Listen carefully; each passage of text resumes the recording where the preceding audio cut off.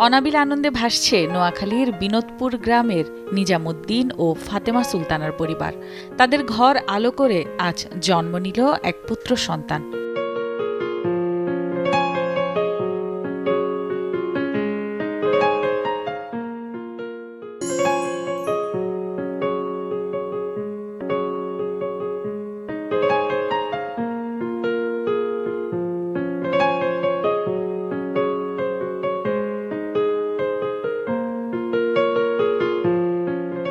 নবজাতক ও তার পরিবারকে শুভকামনা।